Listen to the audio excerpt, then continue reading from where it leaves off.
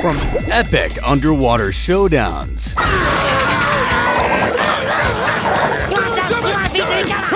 to above water battles. Patrick?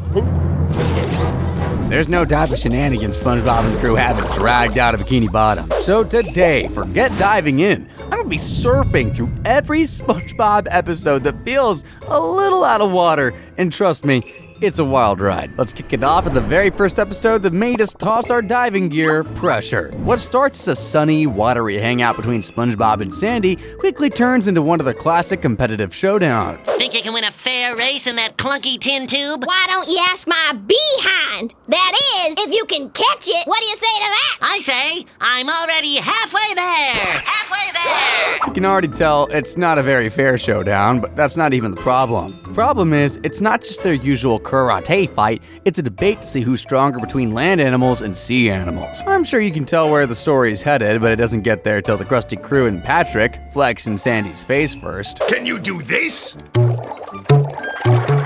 Everyone in my family can do that.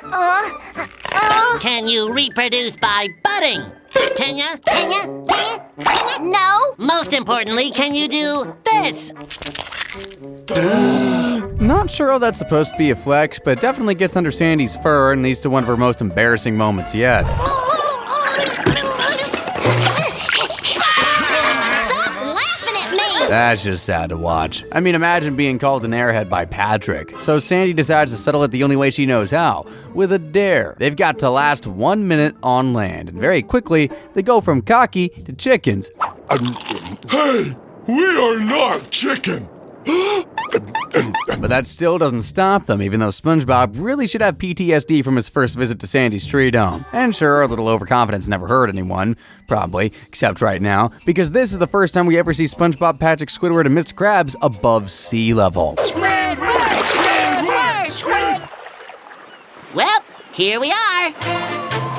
This is pretty easy. Using a literal kitchen sponge for SpongeBob has got to be the funniest part of this episode. And I don't even want to get into Squidward's comically oversized nose, but somehow this is also one of the few times he actually has the right number of tentacles. Shockingly, they made it past the 1 minute mark and win the bet, but not without paying the price. You can't eat my friends, you rats with wings. Getting used as a chew toy while struggling to breathe feels like a whole new form of torture. Luckily, Sandy was right there to save them. Thankfully, the next time they hit the surface, it goes a whole lot better. Well, not without some massive trauma. See, it all begins in the first ever SpongeBob movie. Pretty sure some of y'all weren't even born then. The movie really gets going when Plankton pulls off one of the biggest heists we've ever seen. No robots, no disguises, no wearing Sandy's fur.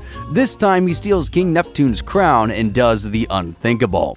I stole your crown, signed Eugene Krabs! Relinquish the royal crown to me at once! I didn't do it! Ahoy! This is Eugene Krabs! Leave a message! Hi, Mr. Krabs. This is Clay, the guy you sold Neptune's crown to. Yeah, and I just wanted to say thanks again for selling me the crown. Neptune's crown. Honestly, if it were anyone else, they could probably clear their name, but this is Mr. Krabs. His greed is as obvious as fish needing water. To be real, this is one of Plankton's best plans even to this date, because he doesn't have to prove anything. Everyone already expects Mr. Krabs to be guilty, so Plankton just sits back, lets that reputation of his do all the work, and lets an ice cream drunk SpongeBob seal the deal. I deserve that manager's job, but you didn't give it to me, because you say I'm a kid. Well, I am 100% man, and this man has got something to say to you. But SpongeBob comes out of his hangover and decides to clean up the mess by going on an adventure to get Neptune's crown back, and with no one to guard the secret formula, Plankton finally gets his mitts on it. And just to be extra, he immediately sends a bounty hunter after SpongeBob and Patrick, even though they were already self-destructing perfectly fine. Hey, who blew this bubble? You all know the rules. All bubble-blowing babies will be beaten senseless by every able-bodied patron in the bar. That's right! If I were Mr. K, I'd already be bracing to be seafood boil because this rescue team clearly has no plan whatsoever. Honestly, things probably would have gotten a whole lot better if Squidward tagged along, but classic Squidward was more worried about his paycheck than literally anything else. And ironically, that's exactly what tips him off that this is all Plankton's scheme, forcing Plankton to fast-track his takeover of Bikini Bottom. Squidward, Sandy, Mrs. Puff, even Gary. In the blink of an eye, everyone in Bikini Bottom turns into zombies, and the all-powerful Neptune is too busy hiding his bald spot to do anything about it. Talk about terrible timing, because at this point the low-budget rescue squad is already at its breaking point, and honestly, you can't really blame them. Between monster chases, gang fights, and still having a bounty hunter on their tail, I would have given up too. That's when Neptune's daughter Mindy pops up out of nowhere to give them one last motivational speech, built entirely on lies. I said, now that you're men, can you make it to Shell City? Heck yeah! And why? Because we're invincible! I never said that! That's not even the dumbest thing they do on this road trip, but somehow it actually works, taking them from chickens to chickens that can fly. Of course, you know how this goes. That kind of confidence can only last so long. The second they reach their destination, the spiky-booted bounty hunter catches up to them and pops that confidence bubble faster than you can actually pop a literal bubble. Step aside and you won't have to feel the awesome wrath of our mustaches. You mean these? Even if he didn't kill them, they probably would have died from embarrassment on the spot. Anyway, thanks to the sheer random luck of the universe, they get saved by a diver. Not exactly saved, but this is the moment we've all been waiting for because this masked stranger finally takes them to land. He's making a humorous diorama of Alexander Clam Bell! And I think we're next! You think so? These two are gonna need their blood pressure checked when they get back to Bikini Bottom. This actually gives me an idea for a conspiracy theory. What if he's the one who turned Mrs. Puff's husband into a novelty lamp? Right when they're almost cracker dry, the universe swoops in to save its favorite dum-dums. And that's when I see that my hypothesis is most likely correct. I don't know! Look! A whole lot of familiar faces, but I'll save that one for later. But thanks to this, SpongeBob and Patrick escape with Neptune's crown on the back of the famous actor David Hasselhoff. Why? Don't ask me. I didn't question it as a kid. I'm not questioning it now. All that matters is that they make it back just in the nick of time. Surprise!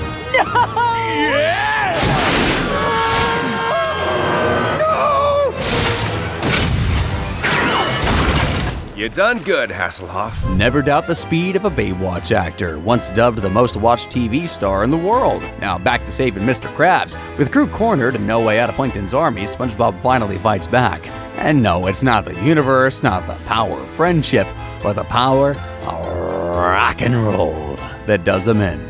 Goofy Goober Rock, obviously.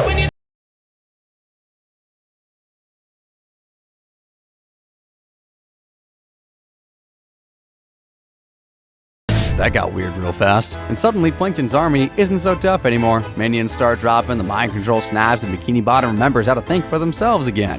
But anyway, a win's a win. You now realize you don't want what you thought you wanted. What you really wanted was inside you all along. Are you crazy? I was just gonna tell you that your fly is down. This is the greatest day of my life! SpongeBob doesn't just save Mr. Krabs and the entire city, he also gets what he's always wanted. So yeah, it was totally worth it in the end. I mean, who's knowingly going above sea level without a life or death reason, right? Spoke too soon because in SpongeBob's big birthday blowout, SpongeBob and Patrick proved me wrong yet again. How does that happen exactly? Well, from the name of the episode, you can already guess what day it is. What? Oh, Gary, you know I never pay attention to those sorts of things. Yep, it's SpongeBob's birthday. And while he's fuming with colorful excitement, his friends are working overtime to throw him the best birthday surprise party the sea has ever seen. Well, everyone except Squidward. And Patrick had the easiest job of all, getting SpongeBob into the tour bus. But knowing Patrick, there's no such thing as an easy assignment. There's a secret I'm not supposed to tell you, which is... I lost everything in the fire. Who are you? Thankfully, that manic episode wasn't big enough to stop their plans because they hopped on the tour bus anyway. Once on board, they go over the bus rules, which is probably a good idea. Otherwise, SpongeBob and Patrick would have added at least a dozen more. Eventually, they make it to the surface, but not without a little help, of course. Goodbye, Au revoir, my friends. Tartar sauce! Yes, sirree, we get to see David Hasselhoff yet again. The dude clearly had a blast filming the first movie, so he just had to come back. Either that or his daughter convinced him to do it a second time. Fun fact, he actually had no idea who SpongeBob was when he appeared in the first movie, which is good because this time, SpongeBob and Patrick get to see other humans, or what they refer to as beach giraffes. Don't worry, everyone. Beach giraffes may look crazy, but they're actually peaceful creatures. Peaceful creatures, my buns. They'd probably be safer with actual giraffes. Anyway, this episode was wild, and keep in mind the curator of the show, Steven Hillenburg, wasn't exactly a fan of taking SpongeBob out of the water. But thanks to his open mind, we still get to see other Nickelodeon casts having a great time on the show. How many beans are in a 16-ounce can? 3 million? Wrong answer!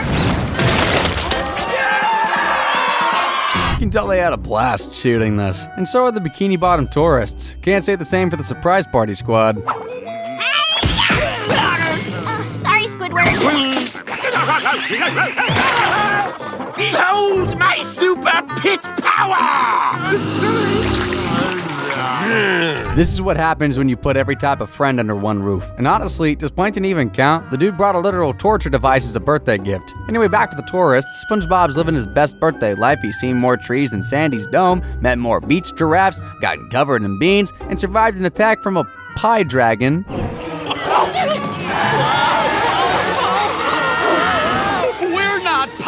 I honestly don't know how they come up with these names, but thanks to SpongeBob's quick thinking, they avoid getting turned into chew toys. At this point, I have no idea what he expected from his birthday, but between stopping Patrick from causing freak accidents on land and having the good, the bad, and the extremely weird turn his house into a full-blown circus, he probably should have just stayed home. Hey, don't do that! I hope someone brings a wall as a present. Not that there's a home to go back to. But hey, the tour does have an upside because the next on the list they pull up to a place called the Trusty Slab. No relation whatsoever to the Krusty Krab, definitely not, please don't sue. This is easily one of the most interesting parts of the episode because instead of just tossing in random Nickelodeon guest stars, the show decides to do something way crazier. Don't you have somewhere else to be a nitwit? Not until 4. Where are their burgers? Mr. Slabs, you know that I can't serve a slabby patty until it's cooked just right. I prefer the animated versions, but yeah, we get to see a live-action version of the show complete with the actual voice actors acting in real life now. So now you got SpongeBob, Patrick, Squidward, and Mr. Krabs existing in real life, which answers a question absolutely nobody asked, but I'm still glad we got an answer to. That said, I could have lived a perfectly normal life without seeing grown men acting like toddlers. Still, can't complain. It's kind of a masterpiece, and their animated versions absolutely love it.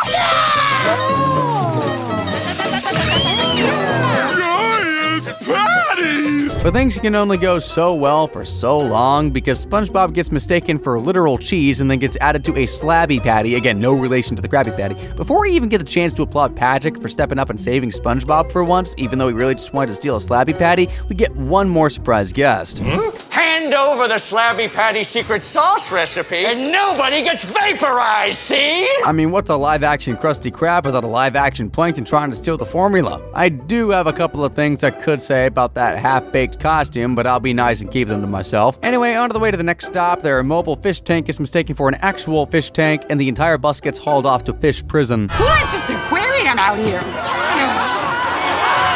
FYI, the fish kidnapper is actually Pearl's voice actress, Lori Allen. And the fish prison's also just a fancy talk for an aquarium. So while Sandy's back home trying to hold together what's left of SpongeBob's pineapple, Patrick's on a completely different mission. Bro falls gills over heels for his fellow inmate like they're not both trapped behind glass. I want to kiss that I'm just gonna head back to my seat. Yeah, maybe it was the power of love, or whatever they're pumping into the oxygen these days. Either way, Patrick somehow comes through again, busts them out of the fish shelf, frees the other captives, and yeah, rescues his new girlfriend too. Frankly, not a bad way to wrap up a land tour and finally reunite with whatever's left of the surprise party. A surprise party for me! The good news is, SpongeBob's a sweetheart, and let's be real, he's not hard to impress, so he loves it anyway. And even though that wasn't technically a movie, it sure felt as long as one. Now let's rewind to an episode that didn't just leave the ocean, it landed on lands of land. I'm talking about Texas. The first thing that should pop into your head when you hear Texas is Sandy Cheeks, and this episode wastes no time because it opens with a straight up "Hee-yah!"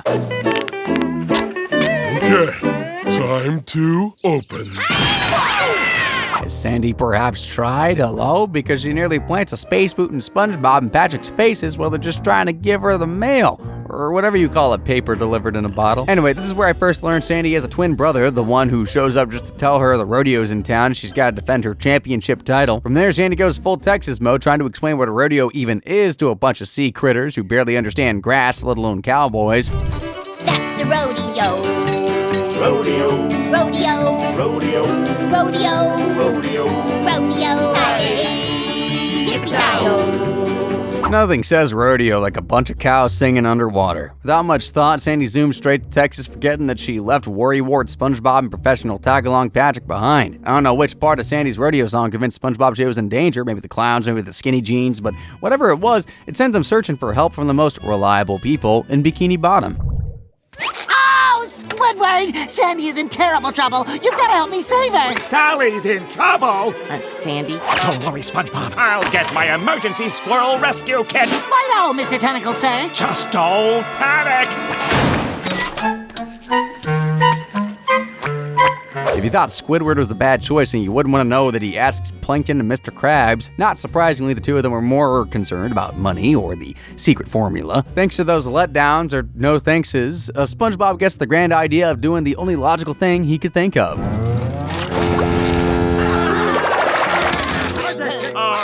Good morning. Yep, dude pulled the Peter Pan card and kidnapped everyone in Bikini Bottom. Kidnapping his close friends is one thing, but what does the rest of the town have to do with any of this? Too late to complain though, because in the blink of an eye, they were already in the wildest of wests, and in the nick of time to completely ruin Sandy's hard work as well.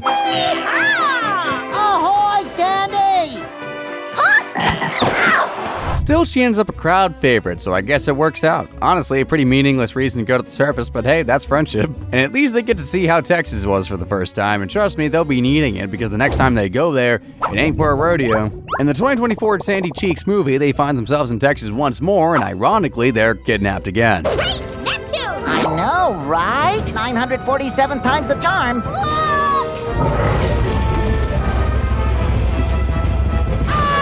What's happening? Well, at least it wasn't by SpongeBob this time. The entire city of Bikini Bottom gets scooped up like a crane game, and the perpetrators are none other than Sandy's marine biology employers, a company named Boots. And just like that, the two gear up and catch a plane to Houston, Texas. Oh, and once again, we learn something new about Sandy. She's not just a karate chopping squirrel, she's also a flying squirrel. Hang on!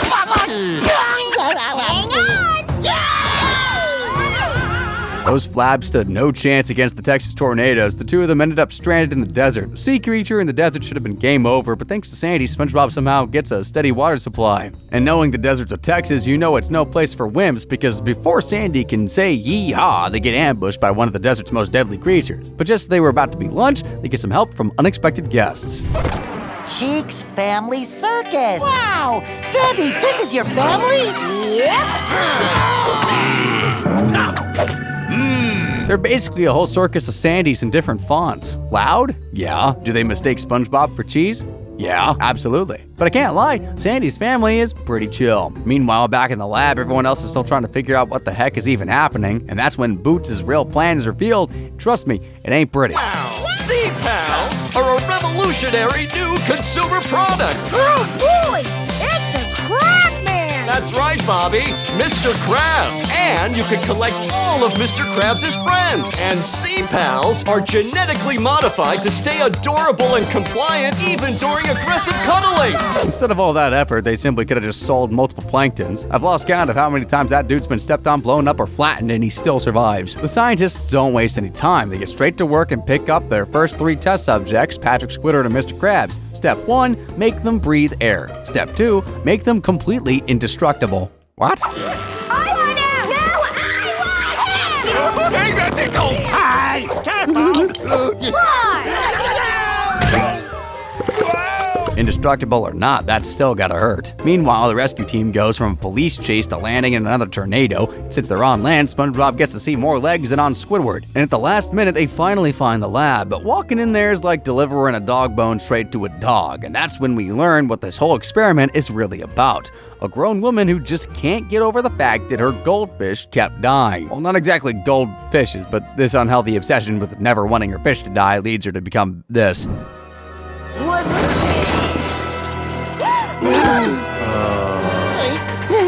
Cool. But in this case, terrifying. And even while Sandy's having a heated argument with her employers over the betrayal, all I can think about is how this conversation is happening at all. Either they speak squirrel or Sandy speaks perfect English. Unsurprisingly, it doesn't take much for them to capture a sponge and a squirrel who showed up with zero backup plan, so with that handled, Boots moves on to the next phase. Soon there'll be a SpongePants for every household. What happens to the original? No longer exists, but he'll be legion. A legion of SpongeBobs? Even 2 SpongeBobs would be enough to drive anyone insane, but Sandy's not even focused on that. She's realizing her research is about to be used to wipe out all her friends. Turns out, while she thought she was just a marine biologist doing harmless research, she'd basically been a spy for them the whole time. And just like that, everyone completely gives up. But when everything else fails, you can always count on the random luck of the universe. More time to grow.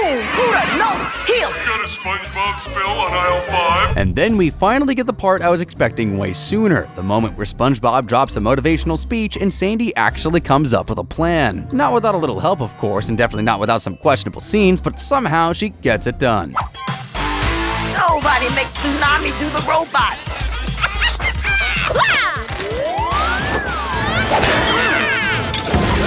Just wanted to cuddle.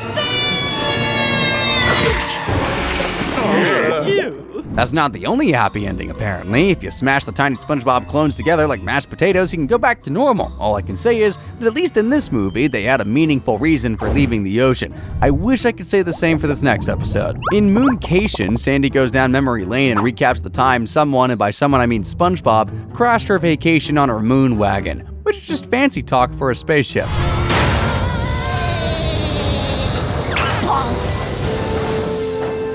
Wow. Impressive, I won't lie. But what's even more impressive is SpongeBob's dedication to always being on Sandy's tail, and the pop of a bubble he's off spreading across the end of town to get her a Bon Voyage mooncake, because nothing says farewell like baked goods and zero gravity. And of course, thanks to this little gesture, SpongeBob is once again somehow tagging along. No way! You can't go without your sheet cake! Wow!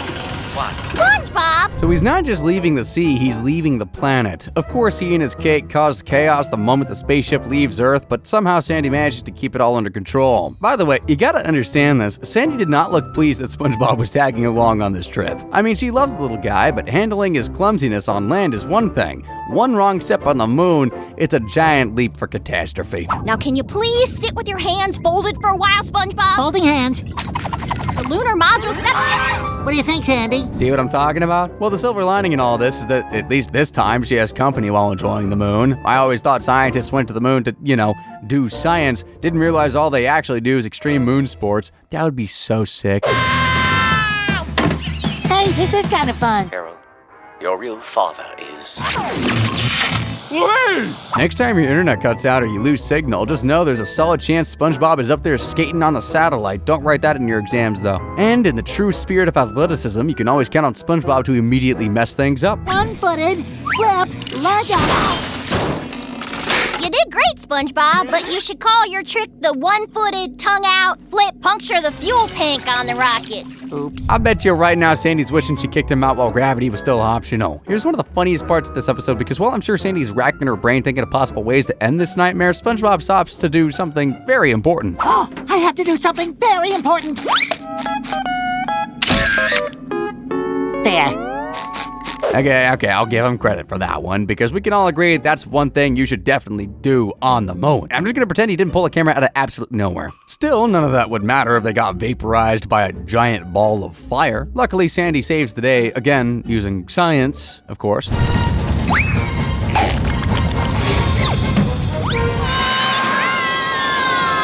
As SpongeBob and Sandy try to crash land in one piece, history is made, because for the first and only time on the show, we see Ernest Borgnine, Mermaid Man's voice actor. Sadly, less than a year later, he passed away. Rest in peace, legend. Since then, the creators made the decision to not recast the character in his place, choosing instead to honor his memory. And in tribute, the SpongeBob movie Sponge Out of Water from 2015 was dedicated to him. I'll get back to that in a bit, but while we're here, this actually isn't the only time SpongeBob makes a completely unnecessary trip to the moon with Sandy. For reasons known only to Neptune himself, they decide the moon is a perfectly reasonable place to go camping. We're going to the moon!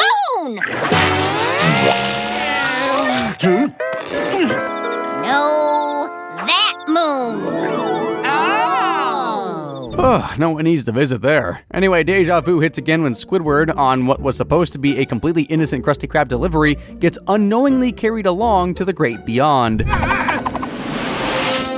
Scouts, you're free to move about the cabin. Woo! I'm flying! And you just know, this was not on his schedule. I'm sure Squidward had much better plans, like playing the clarinet slightly off-key and sulking professionally, not floating through space, watching his life flash before his eyes on a random Tuesday afternoon. Meanwhile, Sandy's busy trying to keep the ship in one piece, but she should have thought of that before carrying SpongeBob and a whale in it. Right position, head between your knees.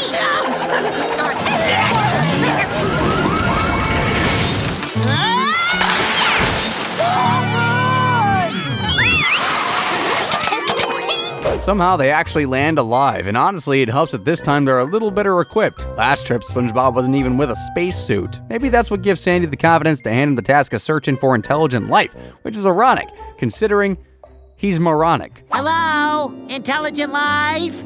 How about average smarts? I'd settle for common sense. Dude's best friend's the Patrick Star. I'm sure Sandy knew what she was doing, because thanks to her oversight, SpongeBob accidentally pulls the moon away from its usual position, which is less scientific and more magical, really. Naturally, people on Earth suffer for it, especially the fish. In the middle of all this lunar nonsense, they somehow run into Santa Claus? Genuinely curious who wrote this episode, because what in the coincidence is that? I believe in you.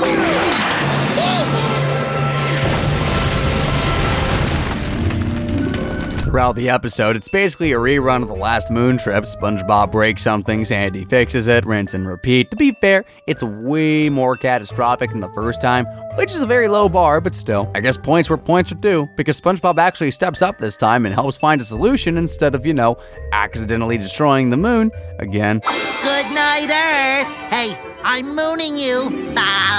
You sure look lovely by moonlight. Aww. Hey, mister, I can see your bald spot. I'm only here till December, when Santa brings everybody a new moon for Christmas.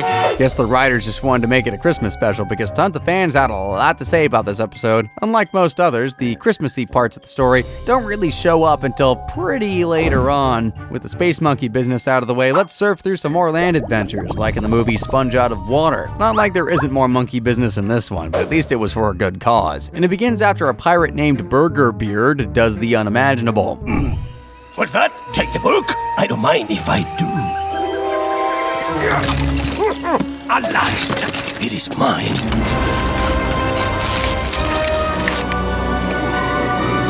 All right, let's do this. Better not bring it on, Skinny. You don't scare me. He steals the secret Krabby Patty formula. Well, not the formula itself, but a magic book that contains everything you need to know about Bikini Bottom, and with that, he can rewrite the story however he sees fit. Just like that, the formula inside the Krusty Krab vanishes into thin air right in the middle of a very not normal workday. And of course, you already know who instantly becomes the biggest suspect in the entire scene. Who'll make a stop, Krabs?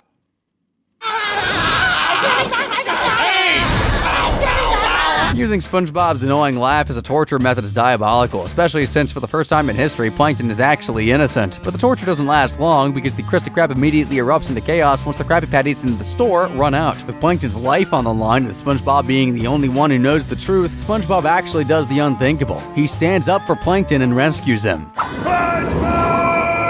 You were like an underpaid son to me. I would have expected Squidward to stab me in the back.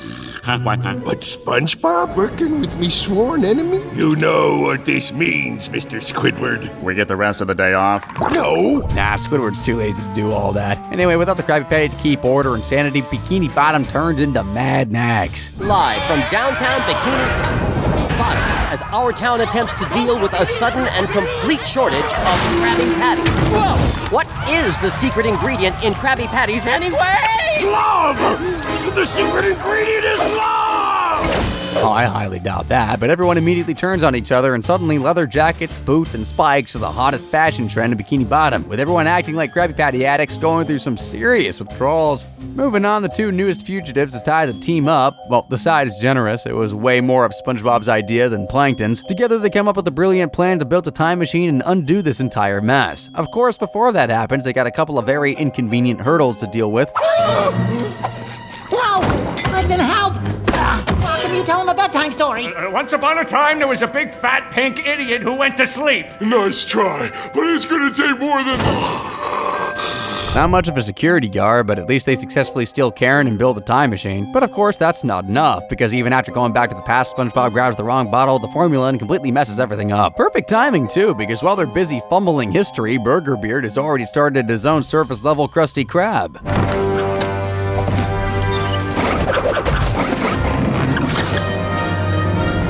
My very own food truck! Oh, what? Dude went through the most dangerous journey imaginable just to sell burgers, but it's thanks to this that SpongeBob catches a whiff of his Krabby Patties and follows the trail, and that superpower nose of his leads them straight to the source, the surface. Now for Sandy, it's basically home sweet home, but for our fish folk, yeah, they got a lot of adjusting to do. Sir, could you tell us where to find a Krabby Patty? Hey, my friend's talking to you. What? A giant hairy porpoise! It's beached! It's suffering, poor thing. It's not even the weirdest thing they do. They almost forgot why they came to land in the first place. No shocker there. Eventually, they get back on the Krabby Patty hunt, and that's when they finally catch up to Burger Beard. Mr. Krabs is less worried about how he did it and more upset that he's selling Krabby Patties for $7 more than he does. Priorities. And this is where they finally learn the truth behind the whole thing. How did you steal the formula? I simply rewrote the story and, me formula. Watch this.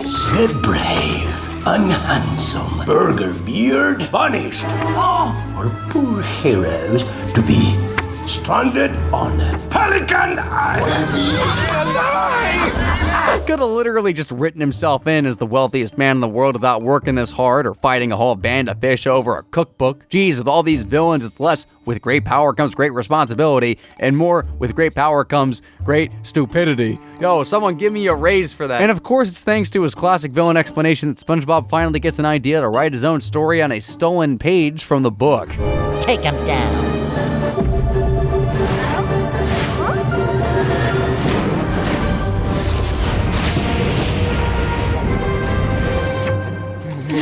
Maybe we should have picked a better superpower for you, Patrick. Well, it's not like SpongeBob uses it any more responsibly, because he hands out some very questionable superpowers. Sandy just turns into a life-size squirrel who already knows karate, so basically, Sandy. Squidward is still Squidward, except now his clarinet's loud enough to rupture eardrums. Already was, if you ask me. At least Mr. Krabs gets the coolest upgrade because he becomes a full-on cyborg, and SpongeBob, yeah, his power is super bubble blowing.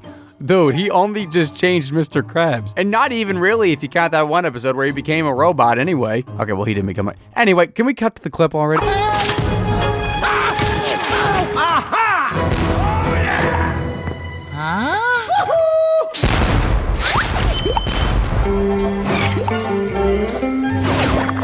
Good news is, they actually make the best out of these weird powers, and man, it was a rough battle. So rough, they almost give up. But in a twist of fate, they get some unexpected backup from none other than Plankton. Guess that whole survival adventure with SpongeBob finally touched whatever tiny heart he has. Or had left, I don't know.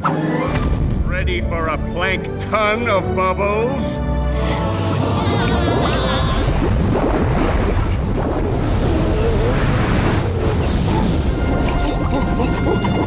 These Plankton put a little more imagination into his superpowers by being a low-budget version of the Hulk, and just like that, with the power of teamwork, they get the Krabby Patty formula back. A win's a win, and trust me, there's a ton more SpongeBob madness waiting for you on the channel. You can stick around and check out another video or explore some of the other wild adventures we've covered. It only gets weirder from here.